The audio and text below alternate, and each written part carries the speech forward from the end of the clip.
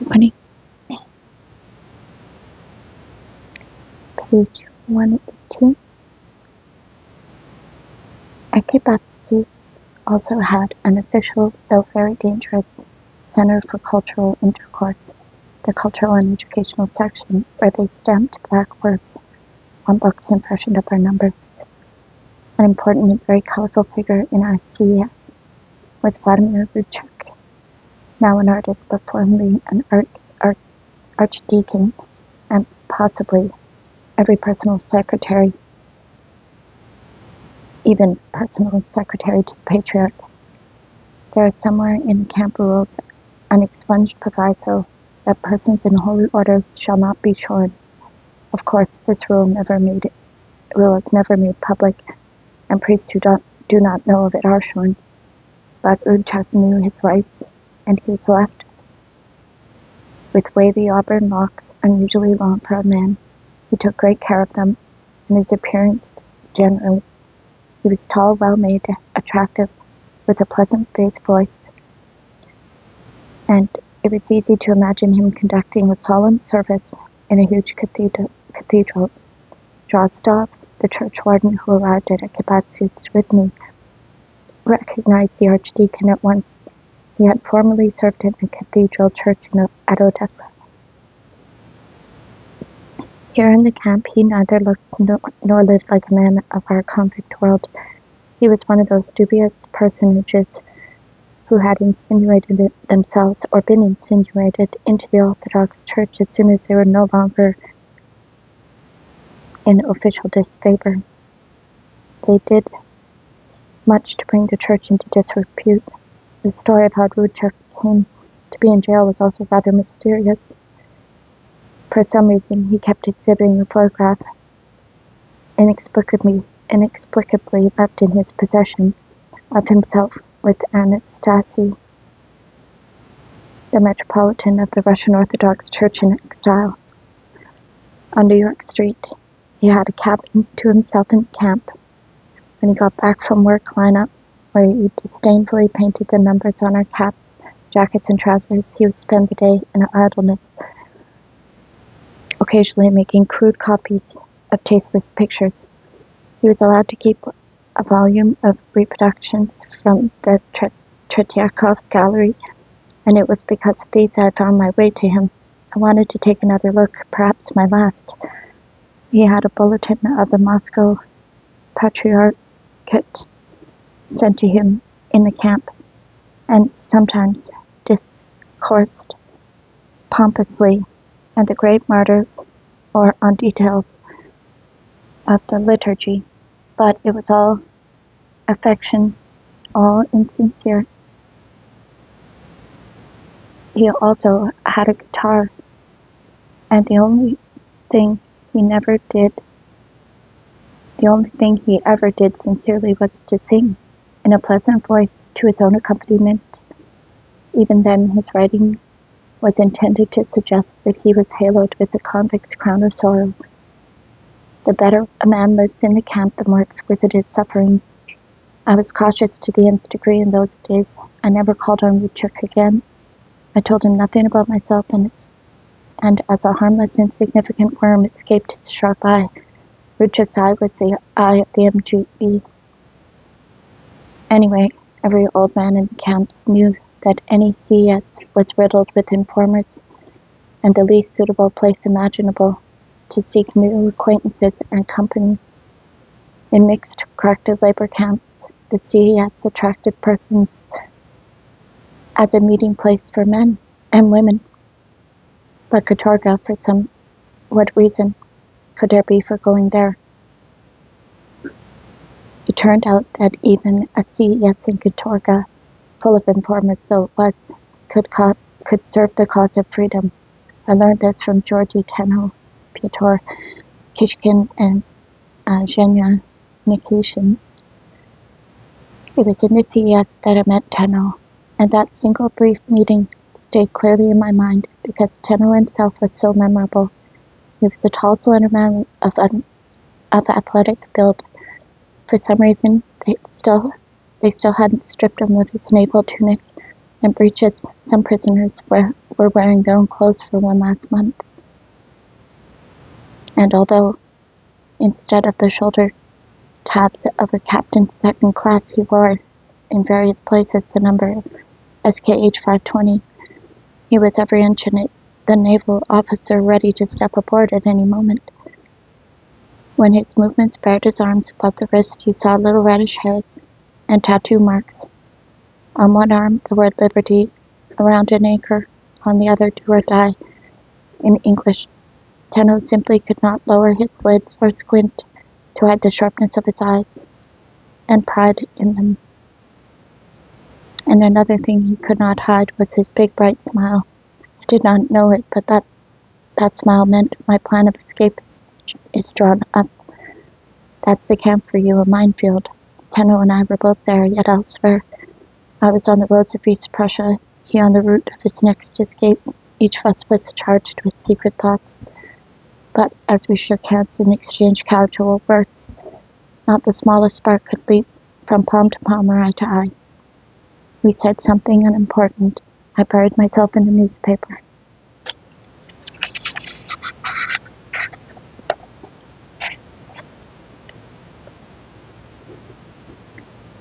And he began discussing amateur performances with Tumarenko, a political in for 15 years, but nonetheless in charge of the cultural educational section, a complicated man of many layers. I thought I knew the answer to him, but had no means of verifying it.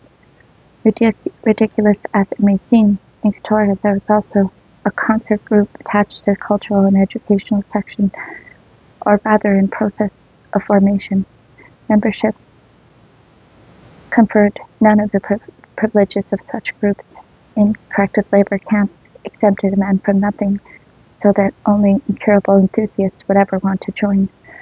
Among them, it appeared, was Tenno, though from his looks you would have thought better of him. Besides, he had been in the punishment cells ever since his arrival in Averbakh suits.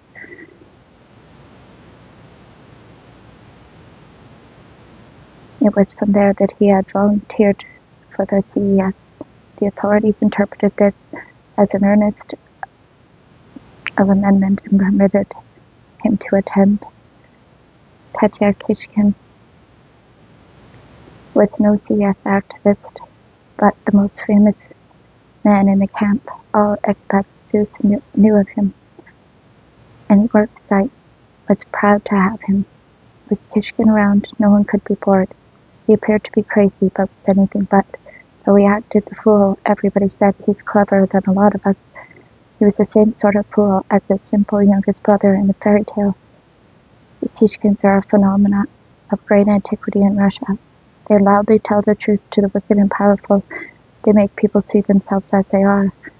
And all this by foolery, which involves no risk to themselves. One of his favorite turns was dressing like a clown in a funny green waistcoat and collecting the dirty bowls from the tables. Then, this in itself was a demonstration. The most popular man in the camp gathering dirty dishes so as not to die of hunger. A second reason for doing it was that while he was jigging and clowning at the tables, always the center of attention, he rubbed shoulders with the working convicts and sowed mutinous thoughts. He would suddenly snatch a bowl from the table with the mush yet untouched. The prisoner was only sipping his broth. The startled prisoner would grab the bowl and Kishkin would dissolve in smiles. He had a moon face, but with certain hardness in it. Till somebody touches your mush, you never grasp anything. And he dances lightly away with his mountain of dishes. Before the day is out, Kishkin's last joke will be going the rounds in other work teams too. Another time he leans across the table, and the rest all look up at him from their plates, rolling his eyes like a toy cat. With a buffoonish look on his face, Kishkin says, "Listen, lads, if the father's a fool and the mother's a whore, will the children be fed or go hungry?"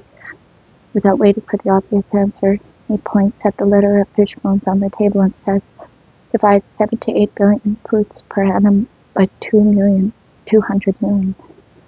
And off he goes. It was so simple. Why had none of us thought of it before? It had been reported long ago that we were harvesting 8 billion poods of grain a year, which meant 2 kilograms of bread for everyone, including babes in arms. Right, we're grown men, making holes in the ground the whole day long. Where's our share? Kishkin varied in its material. Sometimes he would put the same thought the other way around, with a lecture on anything and everything. When the column was awaiting before the guardhouse at the camp or the work site, and talking was allowed, he made use of the time to harangue us. One of his regular slogans was, "Educate your faces." I walk around camp and I look at you. You all have uneducated faces. Can't think of anything except their barley cake. Or he would suddenly, for no obvious reason, shout at a crowd of Czechs, "Dardanel Tomirat." It seemed to make no sense, but after 1 or 2 shouts everybody clearly understood who Dardanel was, and it seemed so apt and so funny you almost saw the menacing mustache on his face. Dardanel. One of the bosses barks at Kishkin outside the guardhouse, trying to get a rise out of him for a change. "How come you're bald-headed, Kishkin, you so-and-so? Got dry rot, have you?" Without a minute's hesitation, Kishkin answered, so that all the crowd could hear, "Is it that what made Vladimir Ilyich bald then?" He might go around the mess hut announcing that after the dishes had been collected he would teach the goners to do their Charleston. Suddenly, a great surprise. A film had arrived. It was shown in the evening in the same old mess hut, without a screen on the whitewashed wall. The hut was filled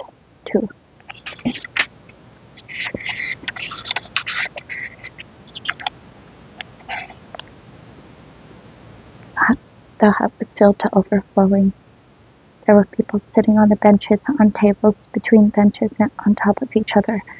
But before it had run far, the film was stopped. A blank white beam played on the wall, and we saw that several warders had come in and were looking for the most comfortable places. They selected a bench and ordered the prisoners to vacate it. The prisoners decided to stay where they were. It was years since they'd seen a film. The warders' voices grew more threatening, and somebody said, "Right, take their numbers." That was that. They had to give away. Then suddenly a familiar mocking voice, like the screech of a cat, was heard through the darkened hall. "Now that's really, the wardens can't see a film anywhere else. Let's move." They exploded in laughter. What a forceless laughter. All the power belongs to the warders, but they beat an inglorious retreat without taking numbers. "Where's Kishkin?" they shouted. Not another sound out of Kishkin. Kishkin was missing. The warders went away and the film continued. The next day, Kishkin was called before the disciplinary officer. "You'd get 5 days for sure." No, he came back smiling. He had given a written explanation as follows.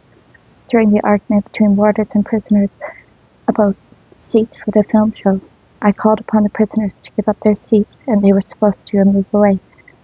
What had he done?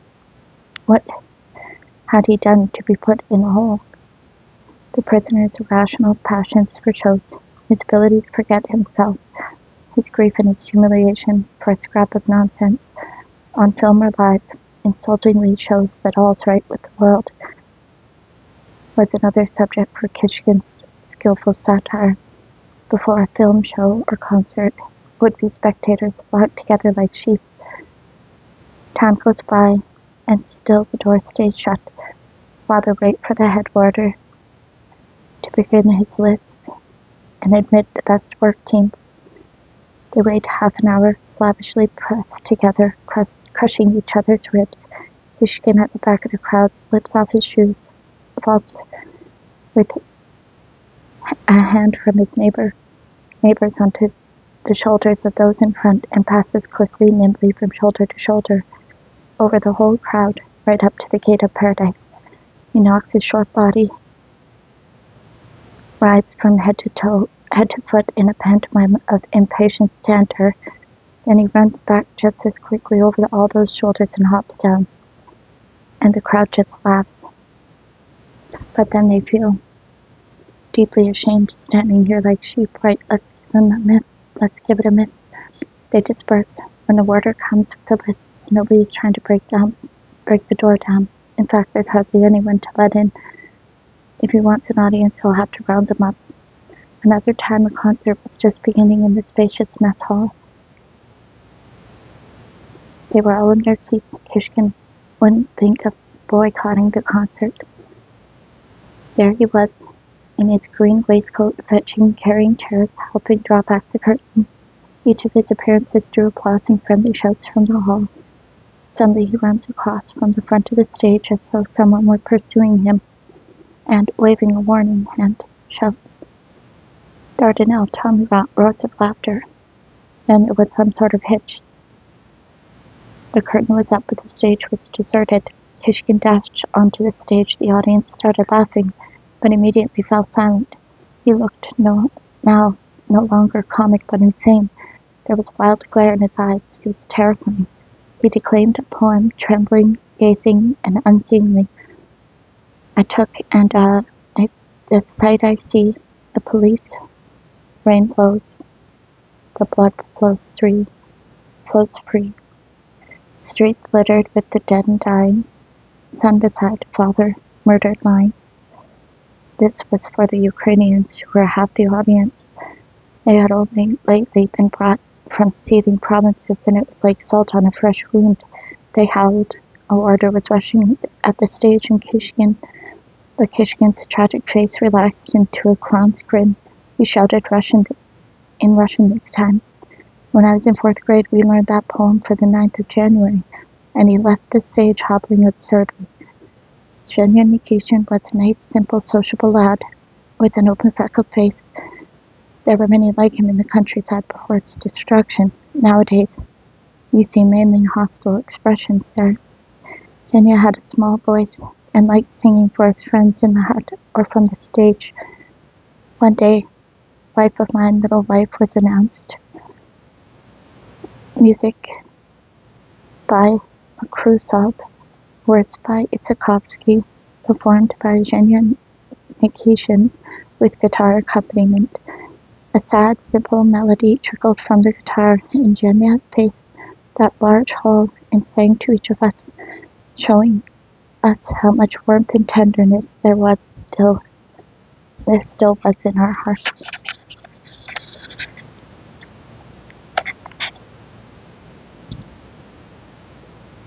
Wife, oh little wife, dearer far than life, you and you alone live in my heart. You and you alone, the long platitudinous slogan about outward plans up above the stage grew dim. In the blue-gray half-light of the hall, the long years of camp life, years already lived through, years still remaining, faded. You and you alone, not the crimes we were alleged to have committed, not our reckoning with authority, not our wolfish preoccupations. You and you alone. None could be more dear, none could be so near, whether we're together or apart. It was a song about endless waiting for the news that never comes, about loneliness and despair. How appropriate it was. Yet prison was never directly mentioned. It could all equally refer to the lengthy war. Though I was an underground poet, my instincts failed me, and I did not realize at the time that the verses ringing from the stage were those of another underground poet. How many of them are there? But a more flexible one than I, better equipped to reach his public. What could they do to him? Send for the music sheet? Check whether it was really Itsakovsky or Makrusov? He had probably said that he could do it from memory. In the blue-gray dimness sat or stood some 2,000 men. They were so quiet and still that they might not have been there at all. Men calloused, brutalized, turned to stone, but now touched to the heart. Tears, it appears, could still break through, still find a way.